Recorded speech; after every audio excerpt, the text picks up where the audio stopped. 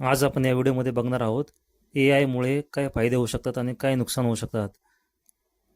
AI मुळे भारताला आणि भारतीय IT कंपन्यांना होणारे फायदे व धोके. कृत्रिम बुद्धिमत्ता म्हणजेच AI हे भारतासाठी मोठी संधी आहे आणि मोठे आव्हान देखील आहे. पुढील 5 ते 10 वर्षामध्ये AI भारताची अर्थव्यवस्था, नोकऱ्या, शिक्षण, आरोग्य आणि IT उद्योग पूर्णपणे बदलू शकते. भारताला AIचे फायदे. अर्थव्यवस्थेची वाढ. AI मुळे उद्योगांची उत्पादकता वाढू शकते, खर्च कमी होऊ शकतो आणि भारताच्या GDPमध्ये मोठी वाढ होऊ शकते. अनेक अहवालानुसार AI मुळे लाखो नोकऱ्यांचे स्वरूप बदलणार असून अर्थव्यवस्थेला मोठा फायदा होऊ शकतो. आरोग्य क्षेत्र सुधारणा. रोगांचे लवकर निदान, मेडिकल रिपोर्ट विश्लेषण, ग्रामीण भागात टेलिमेडिसिन, औषध आणि संशोधन वेगवान. शेतीमध्ये बदल, हवामान अंदाज, पीक रोग ओळख, स्मार्ट सिंचन, उत्पादन वाढ. शिक्षण आणि क्षेत्रात क्रांती. वैयक्तिक शिक्षण. AI अनेक भारतीय भाषांमध्ये शिक्षण, विद्यार्थ्यांच्या कमकुवत विषयांची ओळख. सरकारी सेवा सुधारणा.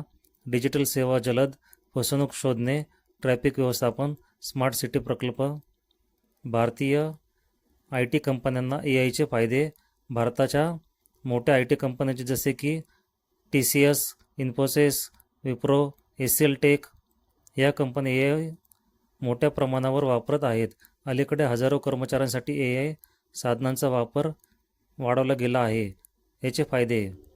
काम जलद पूर्ण होते. कोडिंग, टेस्टिंग, डॉक्युमेंटेशन आणि सपोर्ट यामुळे AI वेगाने काम करतो. खर्च कमी होतो.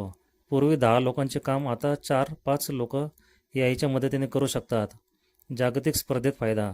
भारतीय कंपन्या अमेरिकन आणि युरोपियन कंपन्यांशी अधिक प्रभावीपणे स्पर्धा करू शकतात. नवीन व्यवसाय संधी. AI consulting, AI development, data science, AI security, AI operations या क्षेत्रातील मोठी मागणी वाढत आहे. भारतासाठी AIचे धोके काय आहेत चला पाहूयात. काही नोकऱ्या कमी होऊ शकतात, विशेषतः data entry, customer support, basic BPO, repetitive office work. यामध्ये AI मुळे मनुष्यांची गरज कमी होऊ शकते. बेरोजगारीचा धोका.